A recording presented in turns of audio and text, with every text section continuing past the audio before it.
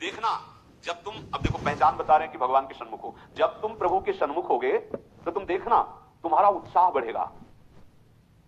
कभी कभी सत्संग में कहते हैं कि अब उस आनंद की उमंगन को कैसे बताएं। ऐसा समझ लो जैसे किसी का ब्याह तय हो गया हो, संसारी पुरुष का, और उसके मनोनुकूल पत्नी मिल गई हो, और कितना फूला फूला घूमे, या माँ के इकलौते बेटे का ब्याह हो, फिर कैसे फूली फूली सबका स्वागत आनंद। अब ये कहां परमानंद में प्रभु से उदाहरण बैठेगा, पर वो तो अद्वितीय है, अचिंत्य है। ऐसे ही चंद्र शाखा न्याय जैसा कि डाल के एक हाथ ऊपर देखो चंद्रमा दिखाई दे रहा है, अद्भुत फूलन, अद्भुत उत्साह। जिस समय भगवत सन्मुख होगे ना, एक ऐसी उन्मत्तता, एक ऐसे आनंद की उमंगन, उसके जो तुम खोज रहे हो इधर नहीं है, वो इधर है।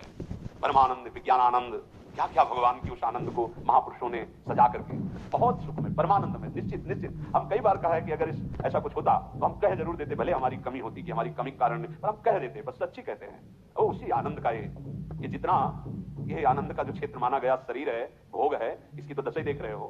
आनंद का स्वरूप प्रभु में। ज्यों ज्यों तुम्हारा प्रभु सन्मुख होकर कदम बढ़ेगा तो तुम्हारे अंदर अद्भुत आनंद, अद्भुत उत्साह, अद्भुत उत्कंठा और एक दिव्य शक्ति।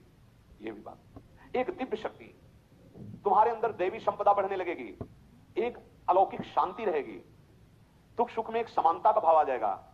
कोई भी भोग तुम्हें प्रिय नहीं लगेगा, नहीं खान पान ते भावे है, नहीं कोमल वसन सुहावे है, सब विषय लगे ते खारा है, हरियासिक का मग न्यारा है।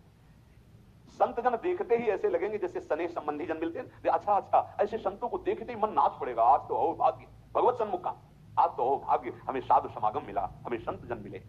तुम्हारी विलक्षण एक स्थिति होगी, कोई भी द्वंद्व तुम्हें स्पर्श नहीं कर पाएगा। निराशा, चिंता, भय, विषाद, कामना, वासना, ये सब क्षीण होने लगेंगी केवल भगवत सन्मुखता। जब तक तुम भगवान की तरफ पीठ किए हो, संसार भोगों की तरफ मुख किए हो, तो तुम कुछ भी कर लो, तुम्हें सुख शांति मिलने वाली नहीं।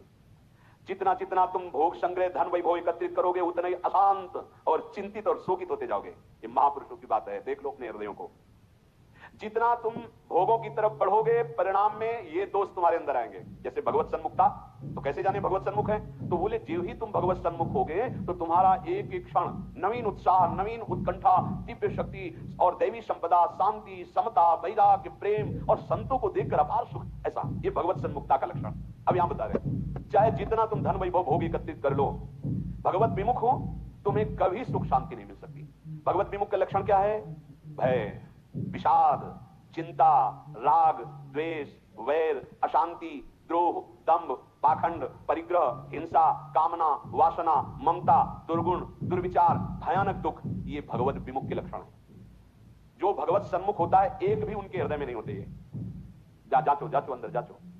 भगवत विमुक्ता का लक्षण, मूल लक्षण भोगों में सुख है, इसी में सारे दोष बैठे हुए हैं। और जहां भगवत सन्मुख हुए, तहां तुम्हारा प्रतिपल नवीन उत्साह, नवीन उत्कंठा, दिव्य शक्ति, दैवी संपदा, शांति, समता, वैराग्य, प्रेम, समस्त द्वंद्वों से छूट करके एक अद्भुत आनंद और संत समागम जीवन बन जाएगा। देखो राधा बाबा पूर्ण महापुरुष है, कोई इनको जानना थोड़ी साधन साध्य के विषय में, पर आपको ध्यान होगा जब ऋषिकेश में उनके गांठों में बहुत दर्द, वात रोग के कारण, तो वो अपने निजी जन से कह रहे थे, भाई मुझे सत्संग में पहुंचा दो। वो सेवा करते करते शायद श्रमित हो गए होंगे या जो भी, तो उन्होंने बाबा की इस बात का सपोर्ट नहीं किया।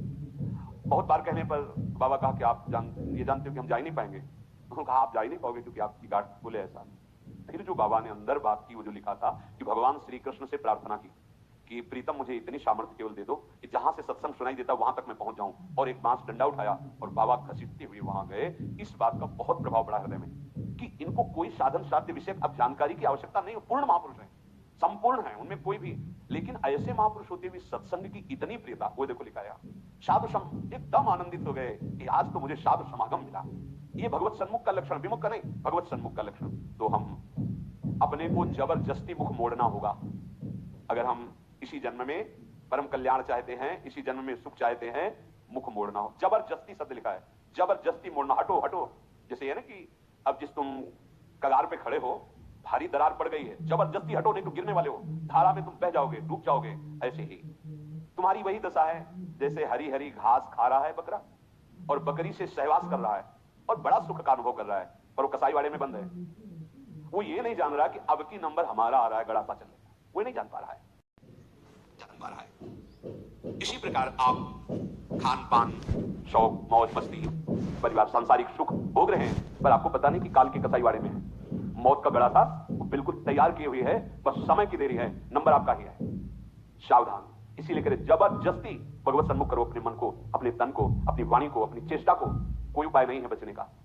आपको दिखाई दे रहा क्या है? तो भयभीत कर रहे हैं, आप देख ही नहीं पा रहे हो, भय तो तांडव मचा रहा है। देख लो, ऐसे जरा सी भूमि हुई, हजारों लोग मकान के नीचे दब के मर गए। ऐसे जल में उफान आई, एक लहर आई, प्रांत का प्रांत नष्ट कर दिया। क्या क्या लीलाएं हो रही प्रकृति की, माया की। हमारा भी तो नंबर आएगा ना कोई तो आएगा, काल का रूप, कहीं ना कहीं कोई रोग, कोई घटना, कोई। और हम मस्त हैं, जैसे बकरा हरी हरी घास खा रहा है, ऐसा ऐसा उसको लग रहा है हम बड़े सुखी, ये पता नहीं अगला नंबर हमारा है। तुमको बिना सूचना दिए